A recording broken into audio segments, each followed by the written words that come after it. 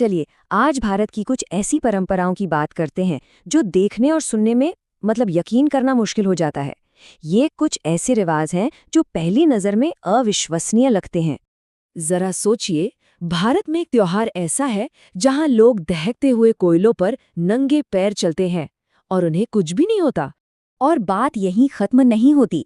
एक दूसरा त्योहार है जहां हजारों लोग अपने शरीर में सुइयां और भाले चुभो लेते हैं और कमाल की बात यह है कि उन्हें दर्द तक महसूस नहीं होता। और एक ऐसा त्योहार भी है जहां सब लोग एक साथ मिलकर रोते हैं और इस सामूहिक रोने को एक जश्न, एक उत्सव की तरह मनाया जाता है ना अजीब? तो चलिए थोड़ा और गहराई में उतरते हैं। क्या ये सब सिर्फ आस्था और भक्ति की बातें हैं या फिर इनके पीछे कोई और वजह भी छिपी है? आज हम इसी सवाल का जवाब ढूंढेंगे।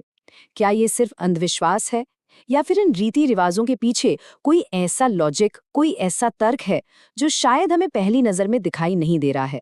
शुरुआत करते हैं उन अनुष्ठानों से जो इंसानी शरीर की सहनशक्ति को, उसकी सीमाओं को सीधे सीधे चुनौती देते हैं।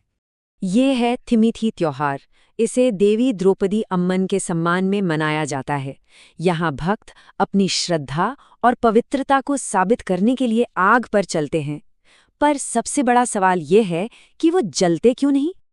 देखिए, विज्ञान के पास इसका एक संभावित जवाब है, लाइडेन फ्रॉस्ट इफेक्ट। आपने देखा होगा, जब गर्म तवे पर पानी की बूंद गिरती है तो वो तुरंत भाप नहीं बनती, बल्कि थोड़ी देर के लिए नाचती है। ऐसा इसलिए होता है क्योंकि बूंद के ठीक नीचे भाप की एक पतली सी परत बन जाती है जो उसे सीधे तवे को छूने से रोकती है।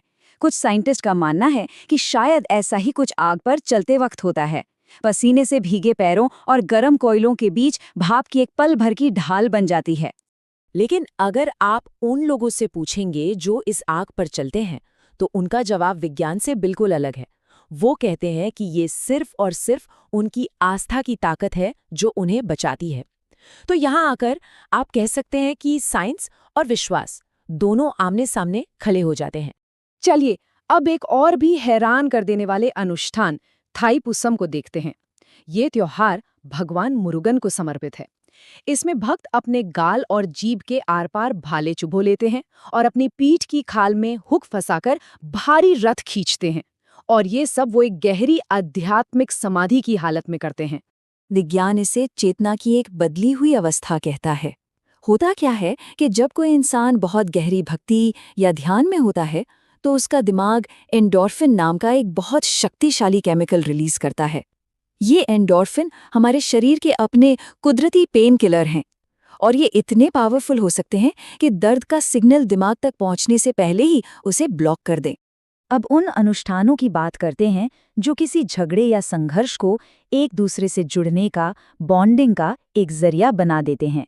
जैसे कि आंध्र प्रदेश का बन्नी महोत्सव, जिसमें एक पौराणिक लड़ाई को याद किया जाता है, या फिर मध्य प्रदेश का गोटमार मेला जो एक पुरानी प्रेम कहानी से जुड़ा है, जिसमें एक प्रेमी अपनी प्रेमिका को नदी के पार ले जा रहा था और गांव वालों ने उन पर पत्थर फेंके थे।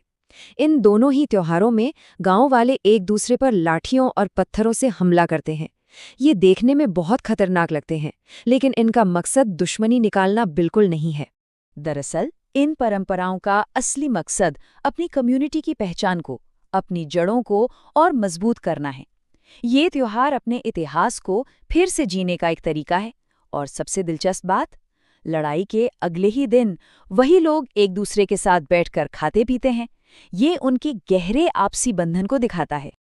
अब बात करते हैं उन रिवाजों की जो बनाए ही गए हैं इमोशनल और मेंटल रिलीज के लिए। असम के माघ बिहू त्योहार में मेजी नाम की एक झोपड़ी बनाई जाती है और फिर सुबह सुबह उसे जला दिया जाता है। लोग अपनी पुरानी चीजें, अपना पुराना सामान उस आग में फेंक देते हैं।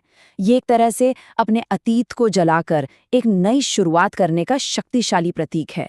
और फिर कुछ आदिवासी समुदायों में रोना महोत्सव भी होता है। साल में एक दिन हर कोई एक जगह इकट्ठा होता है और अपने पूरे साल के दबे हुए दुख दर्द को बाहर निकालने के लिए एक साथ रोता है। जो लोग इसमें हिस्सा लेते हैं उनका कहना है कि रोने के बाद उन्हें एक अजीब सा हल्कापन और सुकून महसूस होता है। मॉडर्न साइकोलॉजी में इसके लिए एक शब्द है कैथारसिस। इसका मतलब है दबी हुई भावनाओं को बाहर निकालना, जिससे मानसिक शांति मिलती है। इन समुदायों ने सदियों पहले ही इस मनोवैज्ञानिक सच्चाई को समझकर उसे एक त्योहार का रूप दे दिया था। तो जब हम इन सभी अजीब लगने वाले रिवाजों को एक साथ रखकर देखते हैं तो एक पैटर्न नजर आने लगता है। ये सिर्फ कुछ अतरंगी परंपराएं नहीं हैं। ये अनुष्ठान असल में इंसान की भलाई के लिए बनाए गए बड़े सोचे समझे सिस्टम हैं। ये दर्द को मैनेज करने के लिए शरीर के अपने ही तंत्र का इस्तेमाल करते हैं, समाज के रिश्तों को मजबूत करते हैं और इमोशनल ट्रॉमा से उबरने में मदद करते हैं। एक तरह से कहा जाए तो ये एक प्राचीन साइकोलॉजिकल टेक्नोलॉजी है। तो अगली बार जब कोई परंपरा अजीब या अतार्किक लगे तो शायद ये पूछना बेहतर होगा कि आखिर ये कौन सी मानवीय जरूरत को पूरा कर रही है। क्या पता इन प्राचीन प्रथाओं में कोई ऐसा गहरा ज्ञान छिपा हो जिसे आज की दुनिया फिर से खोजना शुरू कर रही है।